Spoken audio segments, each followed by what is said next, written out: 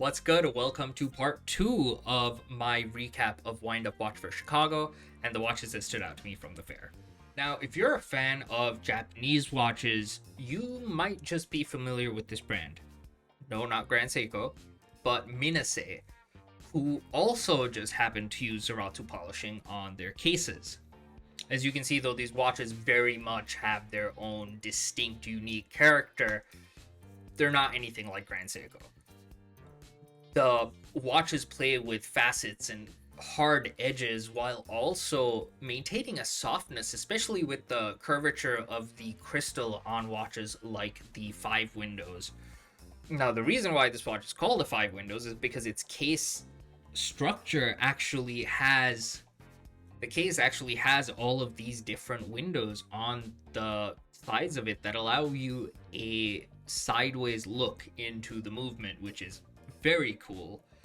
But beyond even the windows themselves, the case construction is made up of multiple parts that come together almost like a little puzzle piece that suspend the watch movement in the middle of the case.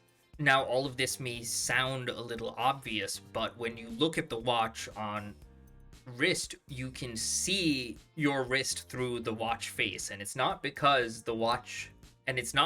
anything is skeletonized in any particular way, but it is because the entire module of the movement and the dial and the markers are all suspended right in the middle of the steel cage. It's very cool. Probably explaining it completely wrong. But if you ever have a chance to check these out in the metal, I definitely recommend it. Something I should also clarify is Zaratsu is what Grand Seiko calls their polishing. Minase just says that they use the Salatz machines, which are the machines that Grand Seiko also uses. Zaratsu actually coming from the German word Salatz, which is phonetically pronounced Zaratz, I believe, at least according to the interwebs. Once again, correct me if I'm wrong. Please be delicate. But basically, the polishing machines that Seiko acquired in 1950 had this name engraved on the side, and that's what led to Zaratsu polishing. The other Minase watch that I tried on was the Divido 2.0. Now, this is their only round watch in the collection. What drew me in here, though, was A, the very dramatically structured lugs, and then B, this stunning purple dial. As you can tell, I kind of have a thing for purple dials. I didn't know I had a thing for purple dials. I didn't know this many purple dials even existed in watches. But apparently it's a thing. And I'm not complaining, because this one in particular just looks hella good. The watch is not for me. I'm going to be honest, this brand as a whole, I don't think is my vibe. But they're one of those brands whose watches are very hard to ignore. They definitely make you feel something. They definitely kind of capture your attention and your respect. It's something that even if you don't like, you can still understand and you can respect it and you understand why other people would like it. So yeah, big props to Minase. It's not for me, but man, oh man, if any of these watches have been on your radar, I really do suggest you try making it out to see them. I know that the brand tours around the country showing off the watches sometimes. So yeah, keep in touch with your local ADs so you know when someone's coming through. The last brand that I'm going to cover in a little bit more detail is Baltic. They are a brand out of France. The watches are made in Asia, assembled, I believe they're manufactured in Asia, assembled in France. I could be wrong about that. Check out their website. They have a whole host of watches from their collection that I've been very interested in. One of them was the dress watch that they released last year, the MR01. This is an extremely unique proposition because A, its price point. Where else are you going to get a off-center small sub-seconds with Breguet numerals and leaf hands? It just seems very unique. But beyond that, even the watch's name, I believe, is for the micro rotor in the movement.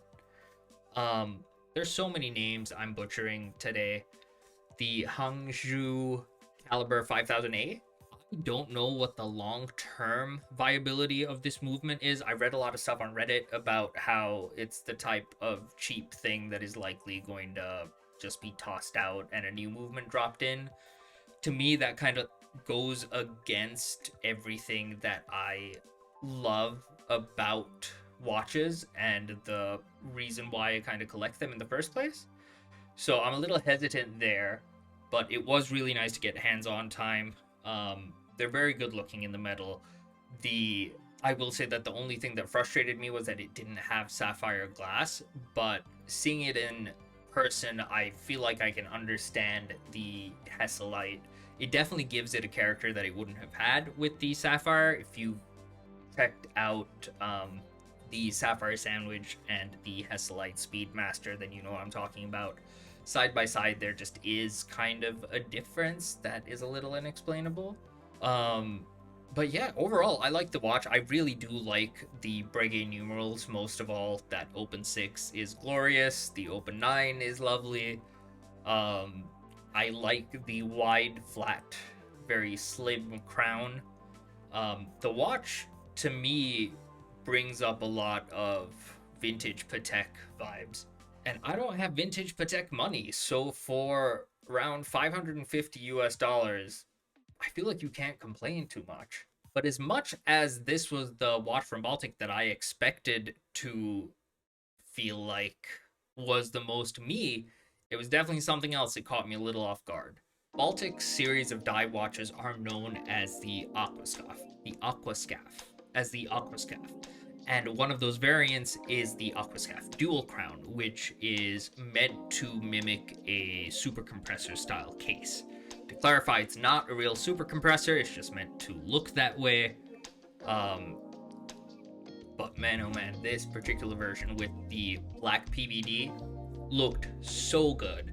And one of the reasons for that is I think a lot of DLC PVD watches end up looking a little bit too flat. And I feel like Baltic has managed to avoid that here by leaving the facets on the edge of the bezel and the edge of the lugs free of the PVD coating. I don't know if they PVD'd everything and then ground some of it off, or if they just didn't PVD them to begin with and then went about polishing them. But whatever the method, the result looks really good. It's very sharp.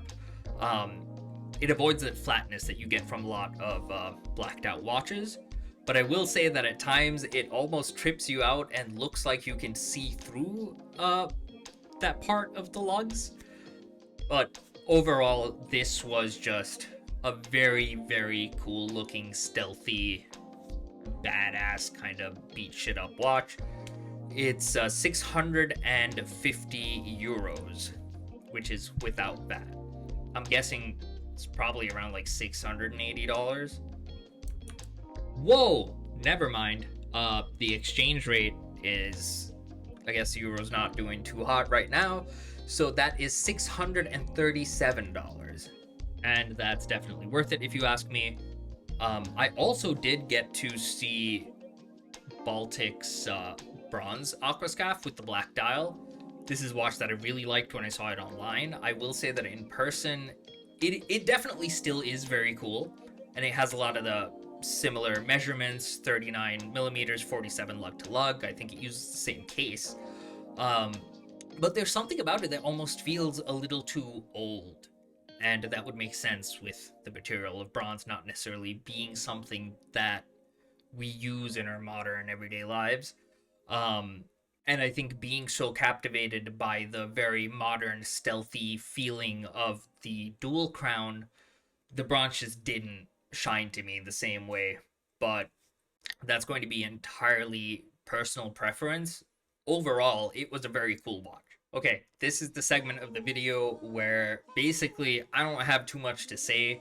These are just some watches that I thought were cute, didn't really feel like me, so I didn't try them on, or I did try them on and didn't really have anything to say about them. So we're gonna kind of rapid fire through these. First up are the watches from Brew. Brew is a really cool company. pretty much everything they do is based around coffee. Like, their chronographs are meant to time the perfect time for an espresso shot to be made or something like that. They definitely have their own unique aesthetic and style. They, from what I recall, they pretty much only do shaped cases, and all of these shaped cases have roundness and a softness to them that I think is very approachable. There's this brand called Hasili out of New York. I believe the watches are made in Asia, but the watches themselves they're kind of cute. They weren't my favorite thing, but I like the really wide bezel. They're just a brand that I'd never heard of before, so I thought I would share them with you. Have you heard of them? What do you think? Is this something that appeals to you when it comes to the three-hander and a date style? Eric Wynn's Wind Vintage was there, and I managed to find a stunning gold date just with a gold mosaic dial. It was beautiful. Apparently a whole bunch of people had their eye on it and were making offers throughout the days of the fair. Hopefully it went to a wonderful new home. I feel like this didn't go up on my big winners just because this is A, used vintage watch. B, it's Eric Wind, so I feel like my expectations are real high. So this was good. It wasn't great. Next, Autodromo is a brand that is very much focused on racing inspired style.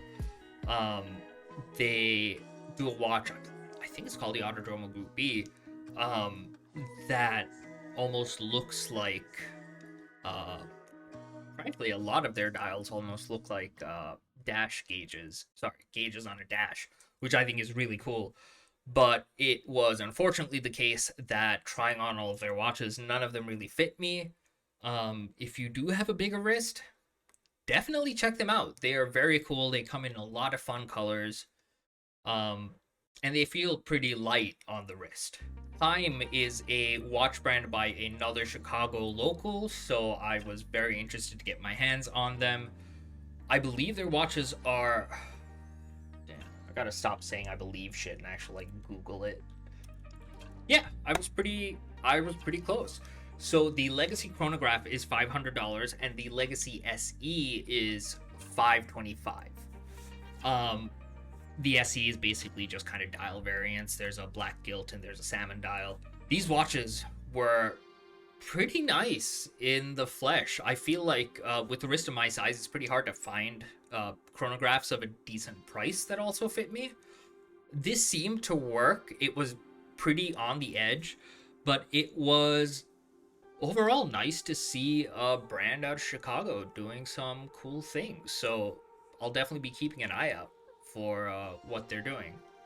Also, I feel like I should clarify, because I know I'm gonna make some dumbass jokes when I'm editing this about Haim, the band, and putting them up here. There is no relation between the band and the watch whatsoever. Just making that clear. This is another one from a brand that I had never heard of before. They're called Duckworth Prestex.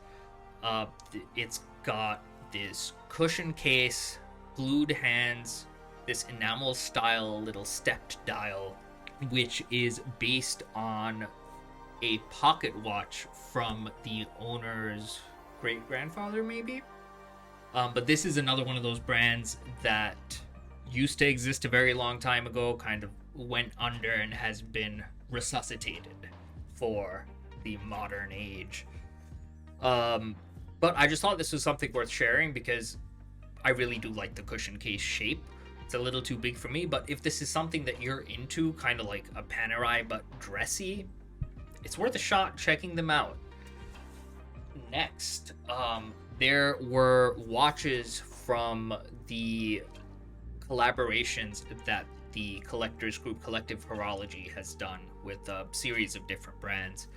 I'm gonna be honest, there was a huge crowd in front of most of them, so I only managed to snag pictures of one, but even the one that I managed to get pictures of, so good looking.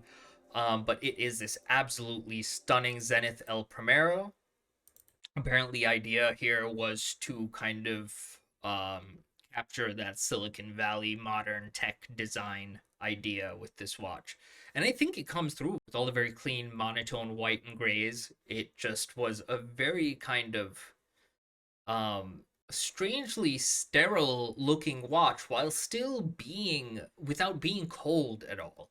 But that is all I have for you today. Hope you like this. I love doing this for you. If you like the video, like, comment, subscribe.